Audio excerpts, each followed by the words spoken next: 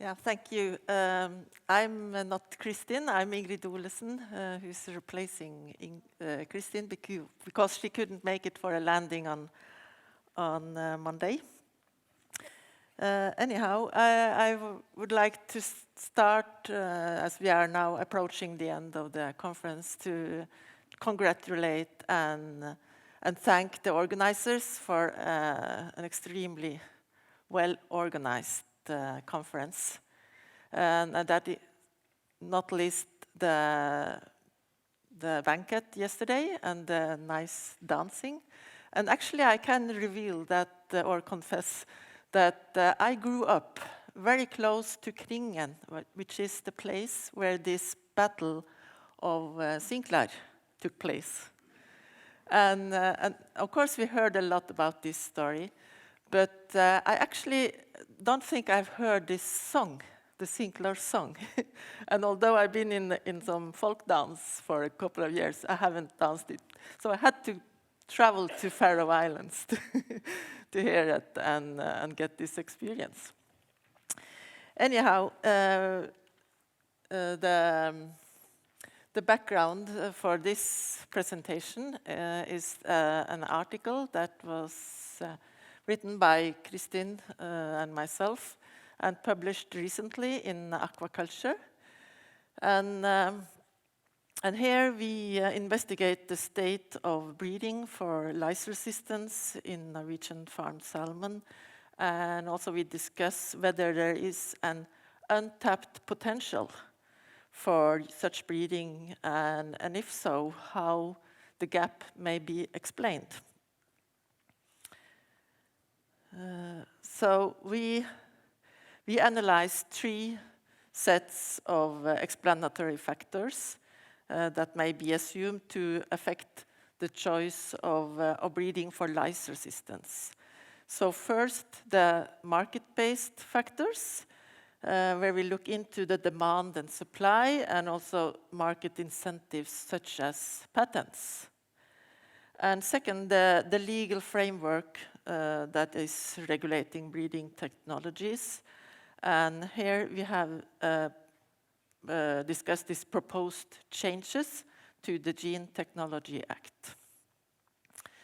And third, the policy instruments that have been applied to stimulate breeding, to stimulate innovation, to fight the lice problem in aquaculture, and that is both the traffic light system and the licenses that have been stimulated for sustainable innovations.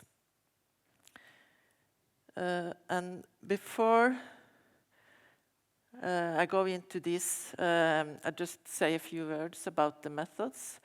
So this is a multidisciplinary study, and Kristin and I, we have been working together, and she's for a long time, actually soon 20 years. She's the social scientist, an expert in political science, and I'm the aquaculture breeding person, and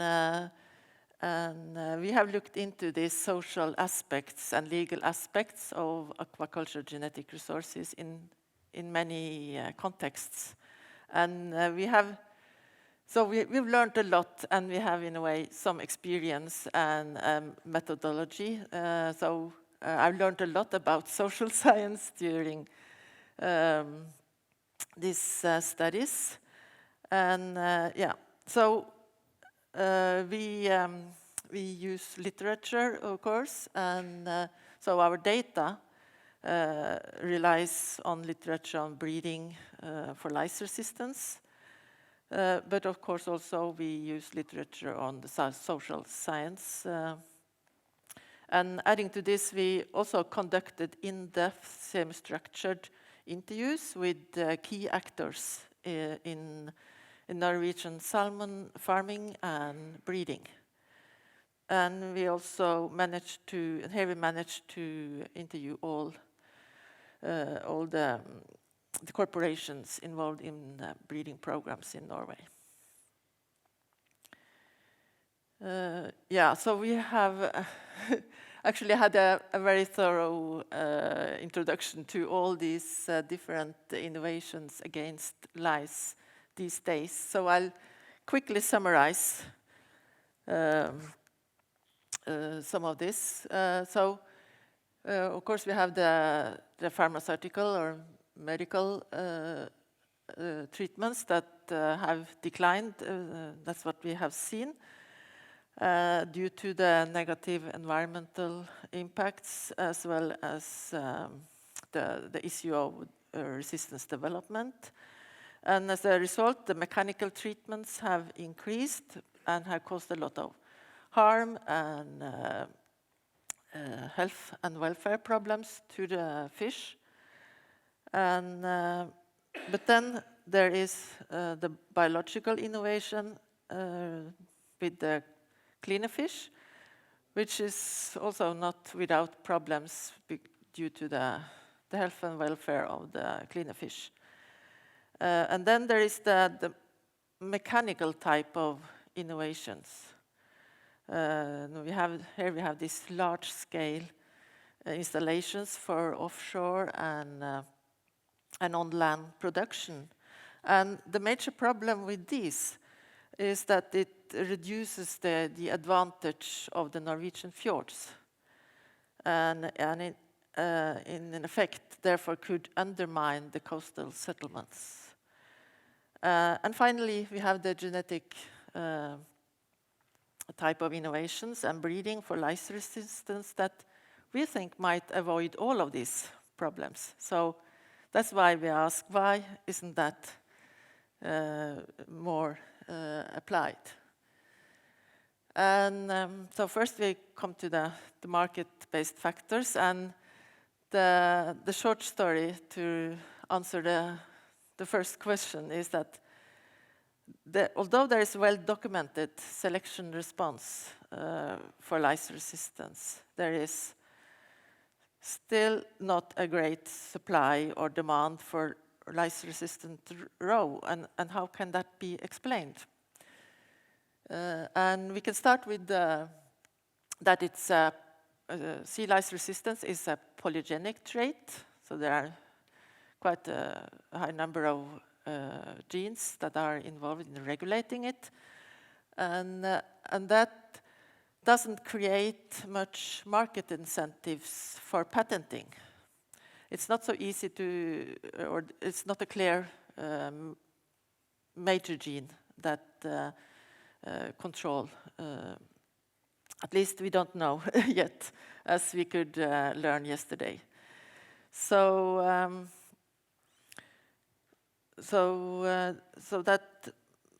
that might be an issue for the breeding corporations. Whereas we see that, for example, the CMS, the cardiac problems arising from the treatments against lice, that here we have found a major gene, or a QTL. And that means that has these market incentives. Although this is actually a symptom of the lice problems, there might be more market incentives for that trait.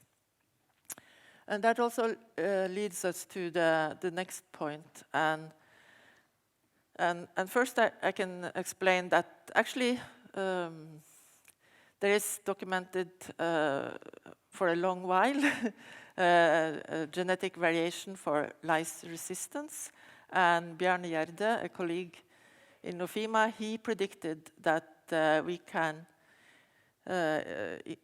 increase or reduce the number of lice per fish with 75% by selecting only for lice resistance.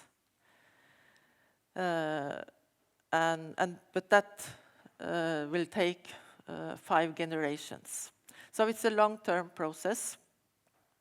And also there is this issue of only selecting for one trait, because the farmers, they also want to continue improving growth rate and perhaps other traits like disease resistance and so on. And that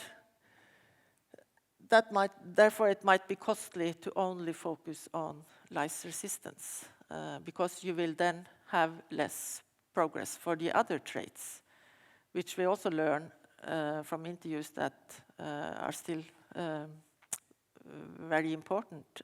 For example, the growth rate, and also the CMS might be important. So, and the other thing is that breeding for lice resistance might be a game of the chicken. It's because lice resistance, it doesn't give much private, it's not a private good.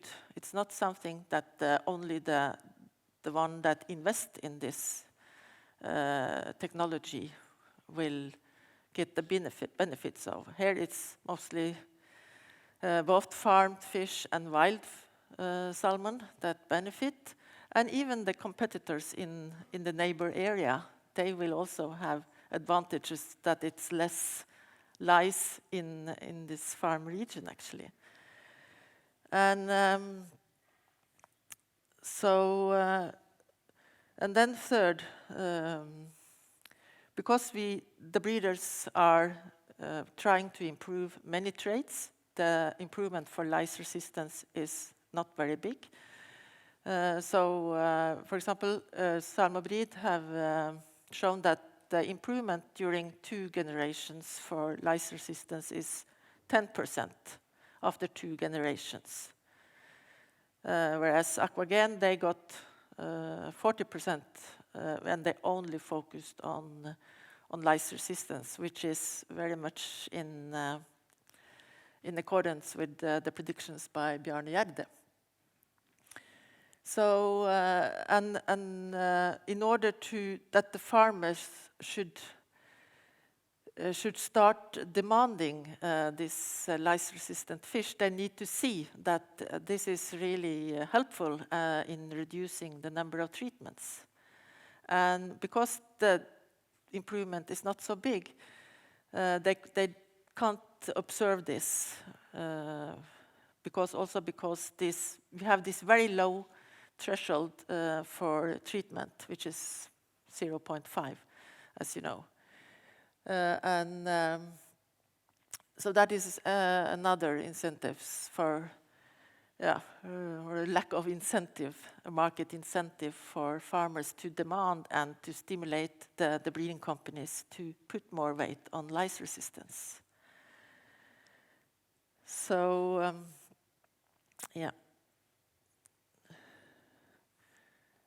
So that's the effect is that there is less demand and supply by the breeding companies. Oh, sorry, I think And then the next set of factors are the legal framework, and that we also looked into, and that might affect the breeding strategies. And here we have the Gene Technology Act, which is now under revision. There is a committee that are evaluating the regulations here, and the outcome is very uncertain. And this has to do with gene editing, because there is a lot of argumentation that this could be an exception and not be considered as a GMO,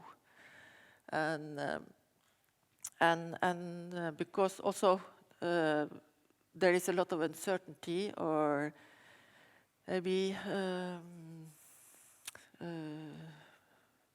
worries that the consumers might have problems with accepting gene-edited, and that there is a request for labeling. So, so this is also probably making the breeders a bit more waiting and reluctant to start putting a lot of weight on the selection for lice resistance, if there might come up with a quick fix of gene editing. So this is also a bit dampening the investment will in this field. Yeah. So it all means that there is uncertainty about the investment in these breeding technologies.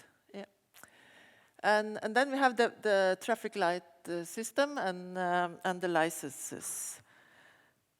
And the most important policy instrument is the development licenses in Norway. And these are very generous as they allow for increasing the salmon production of the companies. And all the development licenses have been applied to stimulate the mechanical type of innovations, these large installations on land and offshore.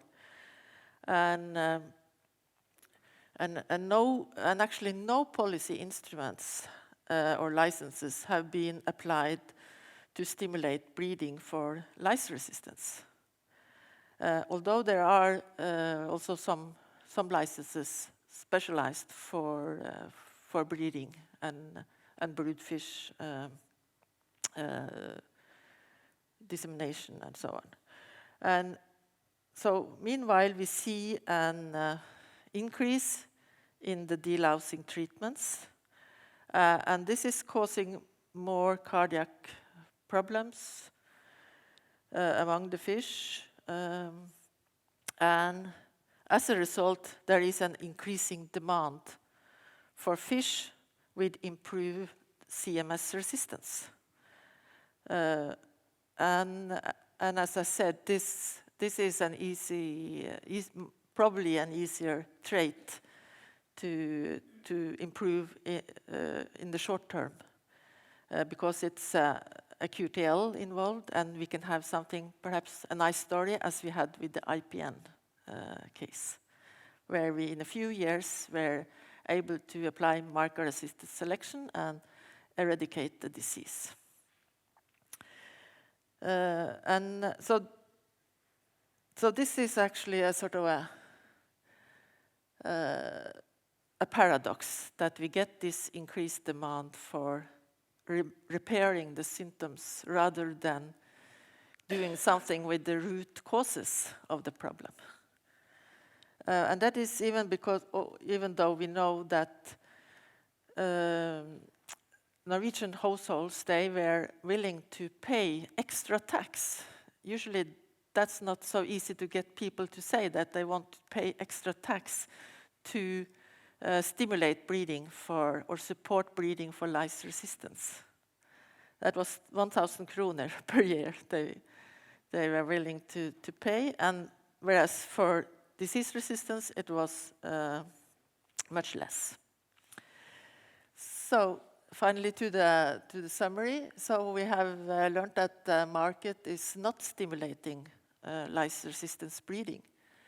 And also that the regulations with the uncertain framework here is not helping, and that there were no policy instruments aimed at lice resistance breeding. And as long as we don't have a very resistant fish, the farmers cannot see that there is a reduction in delousing treatments yet. And then we have this increased demand for robust salmon roe, such that the fish can tolerate these quite rough treatments. And of course, if breeders start earning from more from delivering this CMS-resistant roe than from lice-resistant roe, we have this paradox situation that exposes the salmon to more stressful mechanical treatments, while the lice problem for the wild salmon remains or persists. So in conclusion, we ask whether the sum of policy instruments might ultimately reduce fish health and welfare without reducing the lice exposure to wild salmon. And we are following up this study with interviewing of governmental people and NGOs, so to get a more full picture of this situation. Yeah, so thank you for your attention, and thanks for the funding. Yeah.